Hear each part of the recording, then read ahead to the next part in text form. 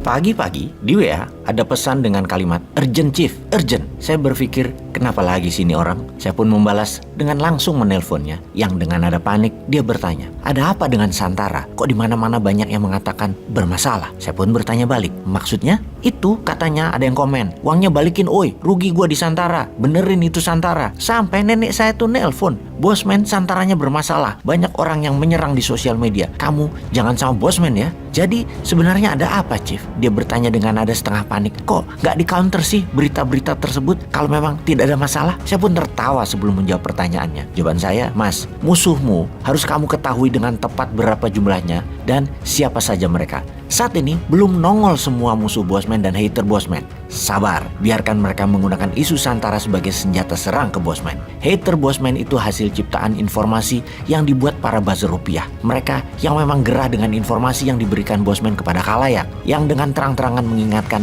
semuanya bahwa Indonesia itu lebih baik jika tidak berhutang misalnya. Printing money berbasis proyek, jangan komunikasi publik pakai buzzer karena strategi yang dipakai adalah membelah bangsa. Karena strategi buzzer itu segregasi atau separasi, itu istilah kadrun kampret misalnya. Dan tugas utama mereka serang semua yang beda, dibunuh karakternya dengan hal receh tak terbukti yang diulang-ulang, full fitnah dengan info sepotong-sepotong. Santara termasuk yang diserang karena konsep bottom of pyramid berkonsolidasi adalah antitesa BUMN dan oligarki. Itu adalah bagian dari economic model yang namanya MMT, Modern Monetary Theory. Bagi kita, biarkan isu Santara itu diputar-putar oleh para buzzer dan diterima oleh para hater ini viral lebih banyak lagi. Sampai kita tahu seberapa banyak musuh kita dan seberapa banyak senjata serang mereka. Kita lihat. Ketika saya menjawab, biarkan sampai semua keluar, maka sahabat saya ini komen, oh itu toh Chip yang namanya strategi Hornet Nest. Saya pun menjawab singkat, ya.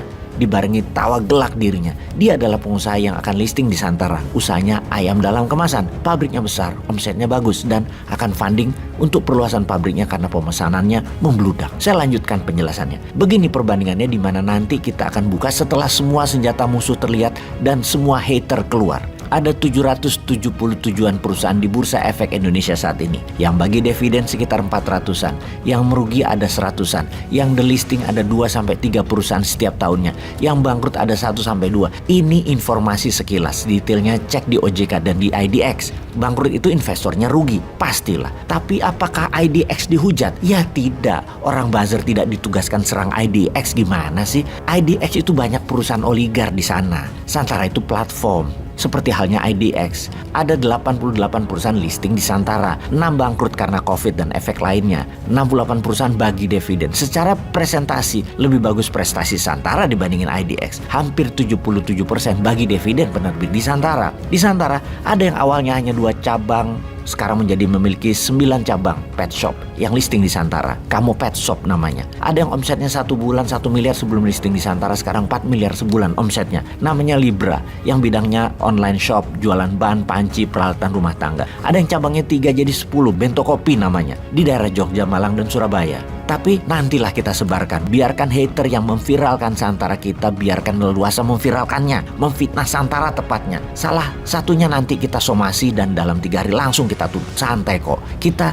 tidak memungkiri bahwa ada yang merugi di Santara karena investasi UKM pilihannya bangkrut. UKM yang diinvestnya merugi sehingga uang investasinya hilang. Seperti halnya invest di IDX, perusahaan IPO-nya bangkrut, atau invest di kripto nilainya amblas. Santara adalah Binance, Santara adalah Indodax, Santara adalah IDX. UKM yang merugi itu semua bertanggung jawab kok terhadap investor. Hanya mereka minta waktu saja. Di sisi lain banyak yang tidak terima akan hal ini. Ya wajar saja. OJK bahkan pernah berkata, seorang senior officer OJK, bahwa investor harusnya paham risiko pilihan UKM yang akan diinvest tersebut. Dan itu menjadi tanggung jawab dirinya. Santara hanya platform bagi UKM dan investor. Oke, sejauh ini hanya sekilas ini saja informasinya. Bagi kami di Santara, kejahatan sesungguhnya adalah di para buzzer rupiah yang menarget Santara untuk menjatuhkan bosman.